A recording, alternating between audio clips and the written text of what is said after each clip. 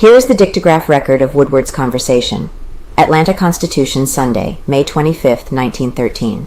Going to A.S. Colyar's room in Williams House No. 2 on Forsyth Street Wednesday afternoon to make efforts to get information of alleged grafting on the part of Chief of Police Beavers and Chief Lanford, Mayor James G. Woodward walked into as neat a trap as was ever devised.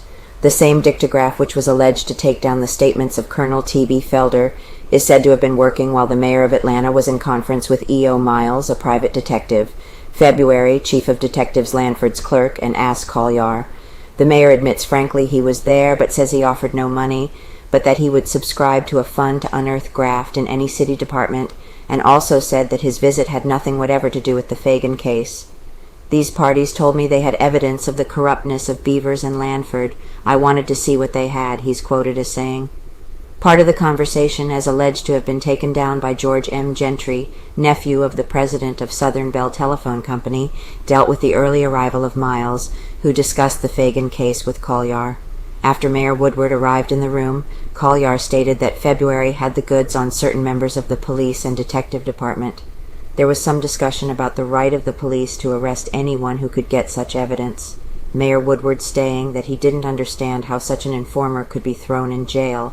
At some of the most important portions of the Dictagraph record, Mr. Gentry reported that there was much confusion outside, or the speakers spoke so low that he could not gather what was said.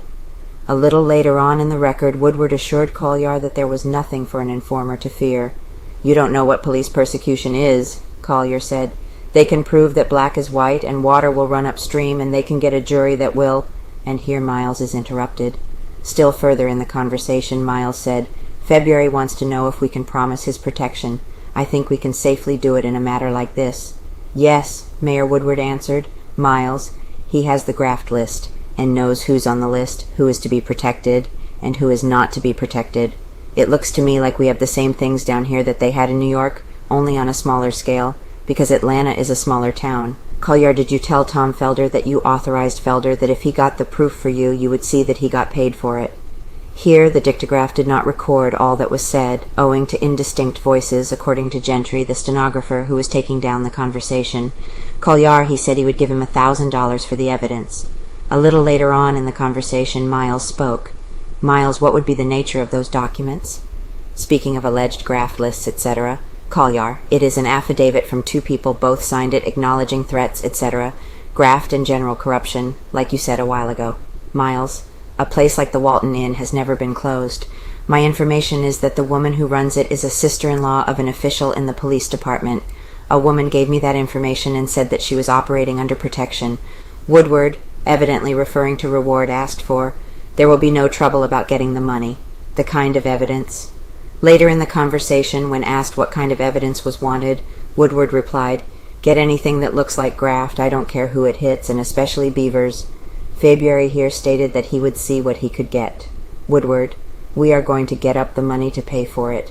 They'll want to know what you have got and what you can prove. Then I can give him an answer."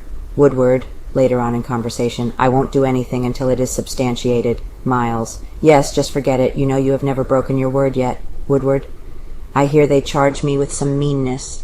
Here the Dictagraph was indistinct again, and the next words from Woodward were, "Well, they have pretty good evidence on him." Colyar, on who? Woodward, Beavers. Then later, "We want Beavers first, then Lanford." Miles is then quoted as saying that they would raise the money to pay for the evidence, go out into the county, examine the evidence, and then turn the money over. Here the mayor spoke. Woodward, "We have got lawyers here that will get you out pretty quick, and I have the pardon power still." The mayor's final words in regard to the matter were, "I don't think there will be any trouble at all. We could get together and establish there is something wrong. It is simply a, now, Mr. Febuary, you get a list of the papers you can furnish me against those men, and give them to me or Miles, and then we will know how to talk with you. As it is, we don't know whether we can get anything or not." George M. Gentry, the stenographer in the other room at the end of the Dictagraph wires, swore that the statements which he had taken down were true. As Colyar and G.C. Febuary also swore that their conversation was true, and that Gentry had made a correct transcript of the same,